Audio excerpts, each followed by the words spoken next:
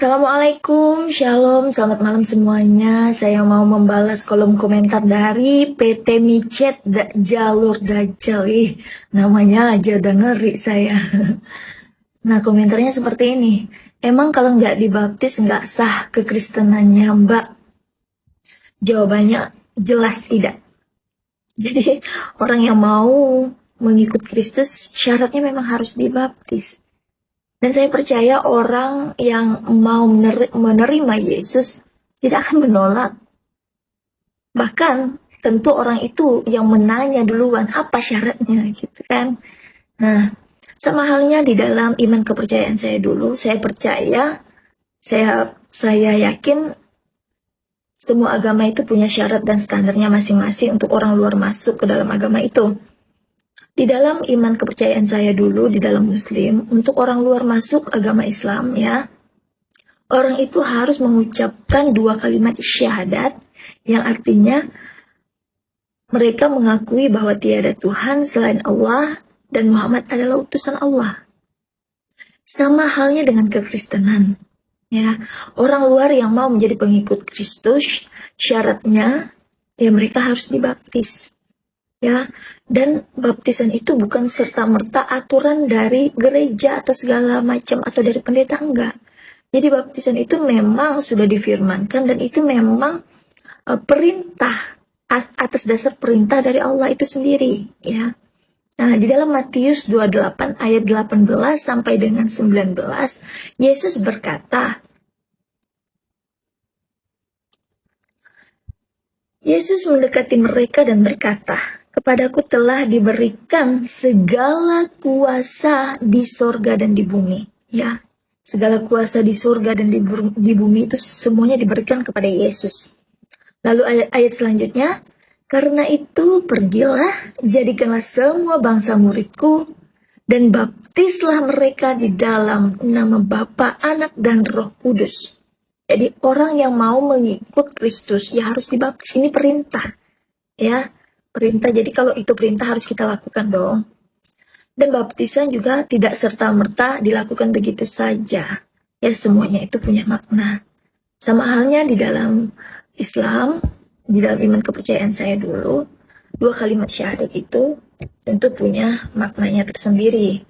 Nah, di dalam iman Kristen, baptisan itu berasal dari bahasa Yunani, yaitu baptizo, yang berarti menenggelamkan. Jadi baptisan berarti membersihkan diri orang itu. Oke, saya akan melanjutkan video yang sebelumnya sempat terputus karena durasinya nggak cukup. Saya juga ini sebenarnya nggak bisa ngomong cepet-cepet, tapi karena durasi saya ngomong cepet-cepet jadi agak aneh gitu ya. Ini juga sambil charger. Nah, jadi baptisan berasal dari bahasa Yunani yaitu baptizo yang artinya menenggelamkan.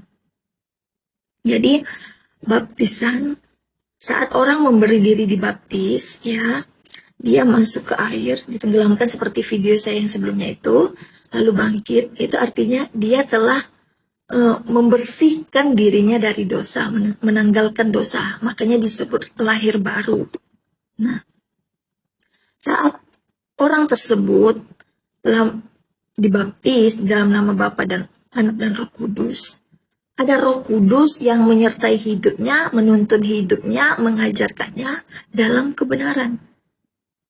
Jadi makna dari baptisan itu adalah pembebasan dari dosa. Di dalam Kisah Para Rasul 13 ayat 39 berkata, "Dan di dalam dialah setiap orang yang percaya memperoleh pembebasan di dalam Kristus, di dalam Yesus." Setiap orang percaya memperoleh pembebasan dari segala dosa. Wow, keren. Yang tidak dapat diperoleh dari hukum Musa, dari hukum Taurat.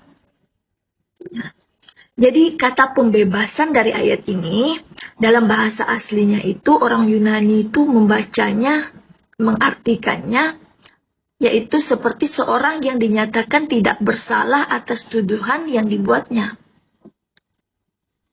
Jadi kalau dinyatakan tidak bersalah, artinya ia tidak layak untuk dihukum.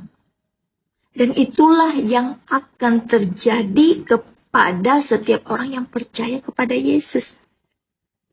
Saya senang sekali dengar ayat ini. Ya. Jadi, hanya dengan percaya kepada Yesus, kita dapat pembebasan dari dosa yang tidak dapat kita peroleh dari hukum Taurat Musa. Apa sih hukumnya? Tidak boleh mencuri, membunuh, berzina, apalagi berbohong, berdusta, mengingini hak sesamamu, mengingini istrinya, harta bendanya, ya kan, hormatilah kedua orang tuamu, dan banyak sekali ya. Nah, kalau Tuhan, ya saya nggak bisa berpikir gini ya, kalau Tuhan buat standar untuk masuk surga harus melakukan hukum Taurat, pasti nggak ada yang lulus deh. Ya, karena gini, salah satu, salah semua. Misalnya dari 10 hukum Taurat itu ya. Ya gimana dong, sudah cukup lagi durasinya. Karena penjelasannya memang cukup panjang ya. Ini juga udah saya singkat-singkat benar gitu. Jadi kalau Tuhan, kalau Allah itu membuat standar untuk masuk surga itu harus melakukan hukum Taurat, saya rasa tidak ada yang lulus ya. Karena gini, nggak ada loh manusia yang sempurna ya. Jadi kalau standarnya itu harus melakukan seluruhnya hukum Taurat ya. Satu aja nggak dilakukan, 9-nya gugur. Kalau saya mengikuti ujian gitu ya, salah satu aja masih dapat nilai. Tetapi di hadapan Allah, salah satu aja nggak bisa masuk surga. Ya. Jadi kalau saya tidak melakukan pembunuhan, tidak melakukan pencurian, tidak apalagi tidak mengingini hak orang lain, tetapi saya berdusta, saya melakukan dosa. Dan dosa hukumnya maut, kematian abadi di dalam neraka. Ya. Jadi tidak ada satupun orang yang melakukan secara sempurna hukum Taurat. Itu sebabnya Yesus datang ke dunia untuk menyelamatkan semua orang. Ya. Tapi yang bisa diselamatkan hanya orang yang percaya kepadanya. Yesus datang untuk semua manusia. Tapi yang diselamatkan, yang diampuni dosanya dari Adam dan Hawa itu ya hanya orang yang percaya kepadanya. Jadi bukan amal saya, bukan karena saya beramal. Kalau beramal itu di dalam Kristen itu hanya ucapan syukur kepada Tuhan. Ya, tetapi itu tidak menghapus dosa, tidak. Ya, hanya percaya kepada Yesus saja. Dosa orang yang percaya kepadanya itu dihapuskan.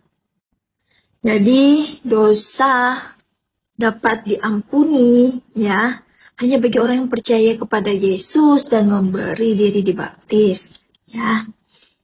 Nah, jadi di dalam 1 Petrus pasal yang kedua ayat 24 berkata, Ia sendiri, yaitu Yesus Kristus, telah memikul dosa kita di dalam tubuhnya di kayu salib, supaya kita yang telah mati terhadap dosa hidup untuk kebenaran. Oleh bilur-bilurnya kamu telah sembuh dari dosa itu. Oleh karena apa? Karena di salibnya Yesus dosa saya dan saudara dihapuskan.